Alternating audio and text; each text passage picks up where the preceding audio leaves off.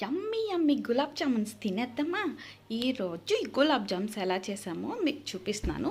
మేము MTR gulab jamun mix తీసుకున్నాం, by one get one free. మేము ఎప్పుడు ఇదే వాడతాం, చాలా బాగుంటుంది.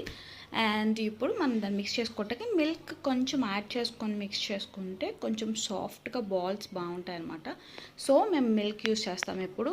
ఆ దో అంతా మనం ఇట్లా రౌండ్గా చేసేసుకుని బాల్స్ లాగా we keep it in a plate. So now we will మధ్యలో ఇంగ్లీష్ వచ్చేస్తుంది.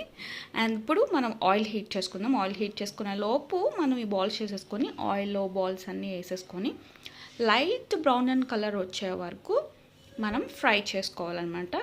And please encourage my channel and subscribe and suggestions ఇవ్వచ్చు, కామెంట్స్ చేయవచ్చు, ఎట్లా చేస్తున్నాం, ఏం చేస్తున్నాం. మీరు ఎంకరేజ్ చేస్తూ ఉంటే సబ్స్క్రైబర్స్గా నాకు కొంచెం హ్యాపీ అనిపించి నేను ఎక్కువ వీడియోస్ చేయాలనిపిస్తుంది.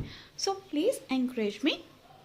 ఐఎమ్ నాట్ ఎ ప్రో, నేను ఏదో జస్ట్ ఎంజాయ్మెంట్ కోసం అట్లా వీడియోస్ చేస్తూ ఉంటాను. So please encourage me. So ఈ కలర్ వచ్చేంత వరకు మనం బాల్స్ని ఫ్రై చేసేసుకోవాలన్నమాట. సో కనిపిస్తున్నాయి కదా మీరు, ఈ కన్సిస్టెన్సీ వచ్చేంత మనం చేసుకోవాలి. ఇప్పుడు మనం షుగర్ సిరప్ చేసుకుంటున్నాం. 1 గ్లాస్ ఆఫ్ షుగర్కి 2 గ్లాసెస్ ఆఫ్ వాటర్ పోసుకొని ఆ షుగర్ సిరప్ మెల్ట్ అయ్యేంత వరకు మనం వెయిట్ చేయాలి. స్లోగా సిమ్లో పెట్టుకొని హీట్ చేసుకోవాలి.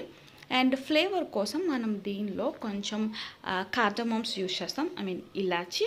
ఆ ఫ్లేవర్ కోసం అనమాట. ఒక 3-4 కొంచెం గట్టిగా కొట్టుకొని షుగర్ సిరప్ వేసేసుకుంటే ఫ్లేవర్ బాగుంటుంది.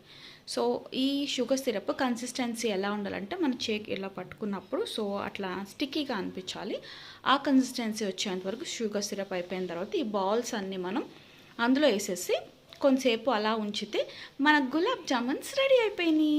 సో మీరు కూడా ట్రై చేసి ఎలా ఉన్నదో చెప్పండి. Thank you. Please subscribe for my channel.